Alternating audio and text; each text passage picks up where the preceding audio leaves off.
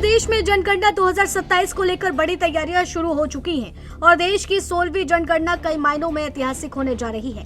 इस बार जनगणना सिर्फ आबादी गिनने तक सीमित नहीं रहेगी, बल्कि पहली बार इसमें जातिगत आंकड़े भी जुटाए जाएंगे और पूरी प्रक्रिया डिजिटल मोड में होगी। प्रशासन ने इसकी टाइमलाइन भी तय कर दी है।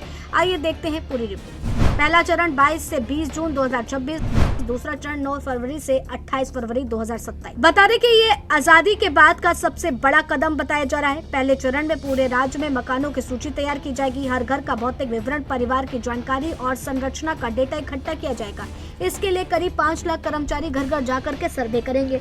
पूरे सिस्टम को संभालने के लिए प्रशासनिक स्तर पर भी बड़े नेटवर्क तैयार किए जा रहे हैं, जिसमें शामिल हैं 18 कमिश्नर, 75 जिलाधिकारी, 17 नगर आयुक्त, 600 जिला स्तरीय अधिकारी, 285 तहसीलदार, 6,939 फील्ड ट्रेनर्स।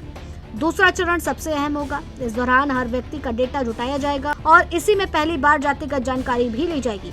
यह कदम आजादी के बाद सबसे बड़ा सामाजिक डेटा कलेक्शन के रूप में देखा जा रहा है। हालांकि इस पूरी प्रक्रिया के लिए अभी SOP यानी स्टैंडर्ड ऑपरेटिंग प्रोसीजर तैयार किया जा रहा है, जिसके आधार पर डेटा कलेक्शन की प्रक्रिया तय होगी। इस बार जनगणना की सबसे बड़ी खासियत है कि डिजिटल माध्यम से डेटा तेजी से सटीक और पारदर्शी तरीके से जुटाया जाएगा। वहीं जनगणना निदेशक शीतल वर्मा ने और क्या जानकारी दी है वो सुनिए। पूरे प्रदेश को एक ग्रिड में बांटा जाता है।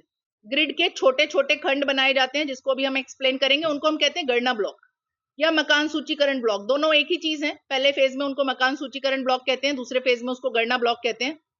ये गणना ब्लॉक 120 से 180 घर के करीब होते हैं।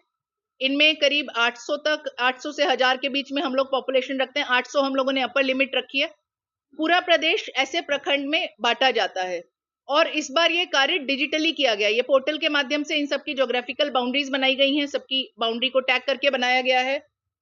ऐसे हमारे प्रदेश में 3,90,000 गणना ब्लॉक बने। और मैं ये भी बताना चाहूंगी बहुत हर्ष के साथ कि हमारे प्रदेश की प्रशासनिक व्यवस्था ने ये कार्य बहुत कम समय में 1 महीना पहले पूरा कर लिया। हमारा ऑपरेशन स्टार्ट होगा 22 मई से और 20 अप्रैल तक हमारे सभी जनपदों ने ये जो गणना ब्लॉक के चिन्हांकन का कार्य था, सीमांकन का कार्य था, इसको पूर्ण कर लिया था पोर्टल पे ज्योग्राफिकली डिजिटली। हम लोग 5 लाख कार्मिकों को इस कार्य के लिए सम्मिलित करेंगे। ये हम आपसे डिस्कस कर चुके हैं। ये एक प्रथम चरण का छोटा सा रोड मैप है।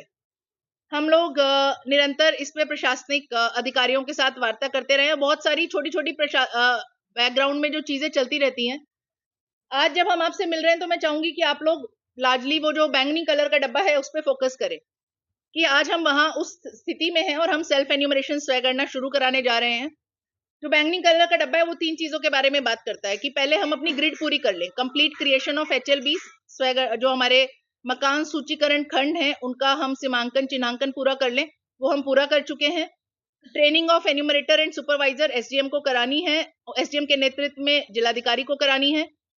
वो कार्य वर्तमान में प्रक्रियाधीन है। हमारी 10 मई तक पूरे प्रदेश में सारी ट्रेनिंग्स कंप्लीट हो जाएंगी। और तीसरा पब्लिसिटी।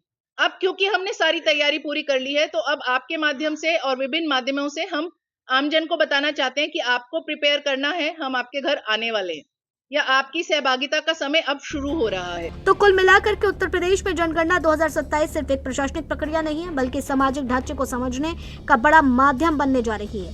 आप सभी की नजरें दूसरे चरण पर हैं, जो राज्य की जातीय तस्वीर को पहली बार विस्तार से सामने ला सकता है। डिजिटल जनगणना और जातिगत डेटा दोनों मिलकर इस प्रक्रिया को ऐतिहासिक बना रहे हैं। देखना होगा कि इसमें नतीजे आने के बाद सामाजिक और राजनीतिक समीकरणों पर क्या असर पड़ता है। Desk report, GMT news.